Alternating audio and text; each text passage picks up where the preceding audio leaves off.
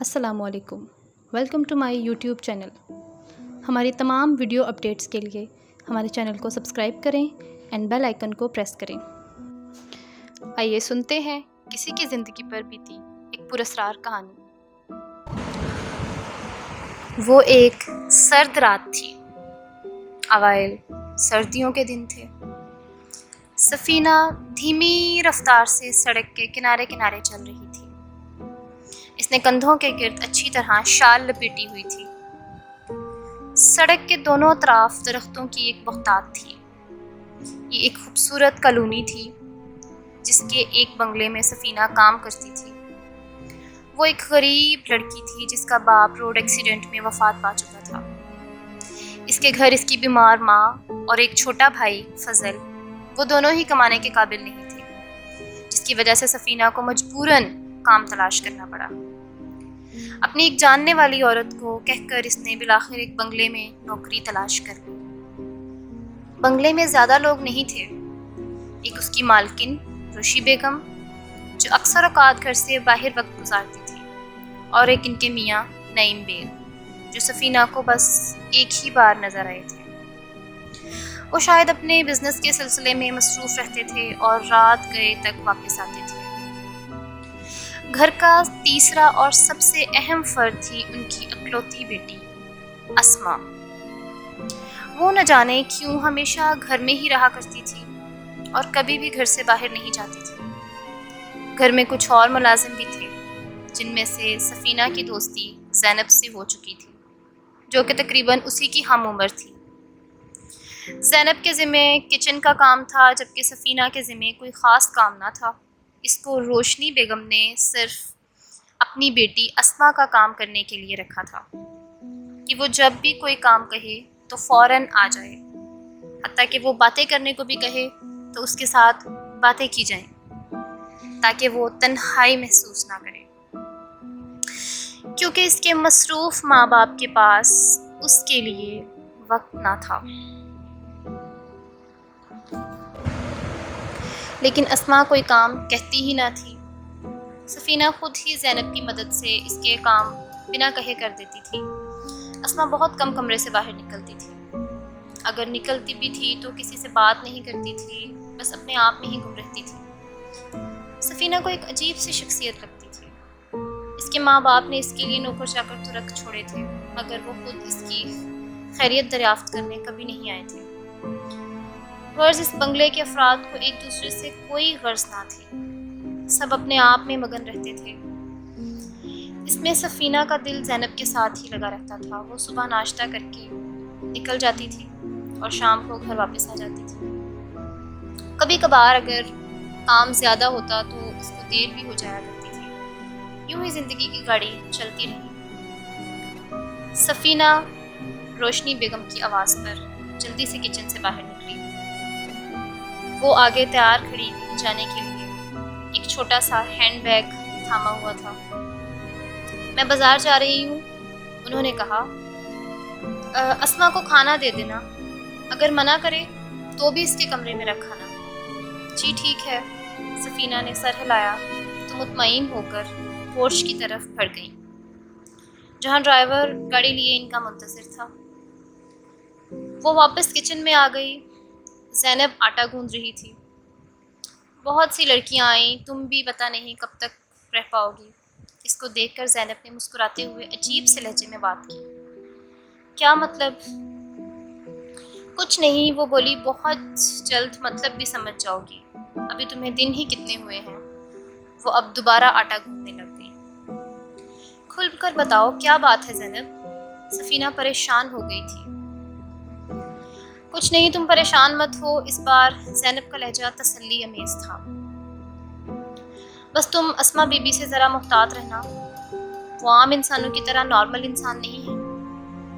سفینہ اس چیز کو دیکھ کر اور حیرانگی سے دیکھنے لگی۔ خیر، کھانے کا وقت ہو چکا تھا۔ زینب نے کھانے کی ٹرے اس کے ہاتھ میں رکھی اور کہا، اسما کے کمرے میں رکھاؤ۔ اس کا کمرہ دوسری منزل پر تھا۔ سفینہ نے ٹرے پکڑی اور احتیاط سے سیڑھیاں چڑھتی ہوئی اوپر گئی۔ کمرے کا دروازہ بند تھا۔ ابھی تک سفینہ کا سامنا اسما سے بہت کم ہوا تھا اور اس کے کمرے میں تو پہلی مرتبہ آ رہی تھی۔ اس نے آہستہ سے دروازہ بجایا مگر کوئی جواب نہیں آیا۔ اس نے ذرا وقفے کے بعد دروازہ پھر سے بجایا، کوئی جواب نہیں ملا۔ تو اس نے ہلکا سا دباؤ ڈالا، دروازہ بے آواز کھلتا چلا گیا۔ سامنے بیڈ پر وہ بیٹھی ہوئی تھی۔ وہ بہت خوبصورت لڑکی تھی۔ سفینہ نے پہلی بار اس کو اتنا قریب سے دیکھا تھا، مگر اس کے حسن میں عجیب سوگواری سی تھی۔ اس کی آنکھوں سے ٹپکتی ویرانی سے سفینہ کو خوف آنے لگا۔ اسما بی بی، یہ کھانا لائی ہوں، وہ کانپتی آواز میں بولی۔ اسما نے اس کی طرف دیکھا۔ اس کی آنکھیں یوں سرخ ہو رہی تھیں گویا لہو ٹپک رہا ہو۔ سفینہ کا دل اچھل کر حلق میں آ گیا۔ وہ تھوڑی دیر اس کو اسی انداز میں دیکھتی رہی اور پھر اچانک وہ ہوا جس کا سفینہ کو بالکل گمان بھی نہ تھا۔ اس نے اچانک اپنے پاس ایک رکھا ہوا گلاس شیشے کا اٹھایا اور سفینہ کے سر میں مارا۔ گلاس اس کے سر کو چھوتا ہوا دروازے میں لگا اور جا کر چکنا چور ہو گیا۔ سفینہ کے منہ سے بے احتیاط چیخ نکلی اور ٹرے اس کے ہاتھ سے چھوٹ کر گر گئی۔ تم کیوں آئی ہو یہاں؟ اسما زور زور سے چلانے لگی۔ تمہیں بھی اسی چڑیل نے بھیجا ہے نا مجھے مارنے کے لیے، مگر میں ایسا ہونے نہیں دوں گی۔ وہ اپنے بال نوچتے ہوئے بولی، میں تمہیں جان سے مار دوں گی۔ وہ دونوں ہاتھ آگے بڑھا کر سفینہ کی طرف بڑھی تو وہ چیختے ہوئے الٹے پیر نیچے کچن میں جا پڑی۔ وہ کانپتی ہوئی کچن میں داخل ہو گئی اور تیزی سے دروازہ بند کر دیا۔ سفینہ ابھی بے حد خوفزدہ تھی۔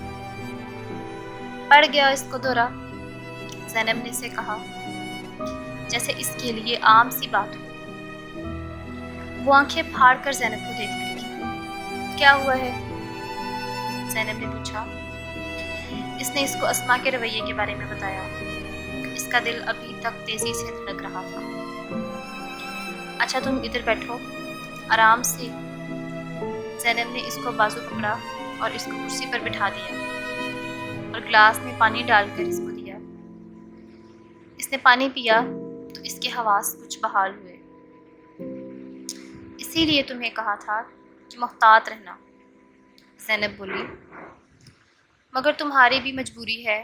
رشی بیگم نے تمہیں ملازمت دی ہی اسما بی بی کا خیال رکھنے کے لیے ہے، تو تمہارا پالا تو ان سے بڑھتا رہے گا۔ مگر وہ ایسے کیوں ہیں؟ سفینہ نے پوچھا۔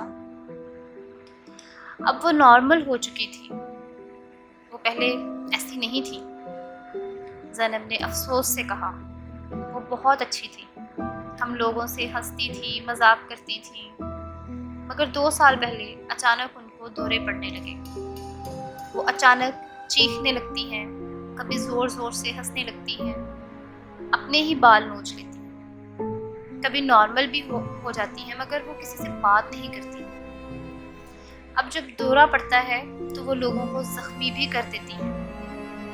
رشی بیگم ان کا بہت علاج کروا چکی ہیں، کوئی ڈاکٹر کوئی عمل نہیں چھوڑا، مگر وہ ٹھیک نہیں ہوئی۔ ایک بار تو رشی بیگم پر بھی حملہ کر کے انہوں نے خاصا زخمی کر ڈالا۔ اس کے بعد سے وہ اسما بی بی کے قریب نہیں گئی۔ اب وہ ان کے لیے بہت ملازمین رکھ چکی ہیں، مگر ہر ملازمہ کچھ دن بعد ان کی حقیقت کھلنے پر ملازمت چھوڑ جاتی ہے۔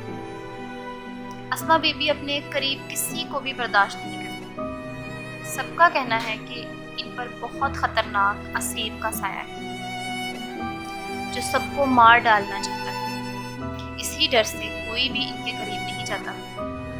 زینب نے اس کو تفصیل بتائی تو سفینہ حیران پریشان ہو کر اس کو دیکھتے رہ گئی۔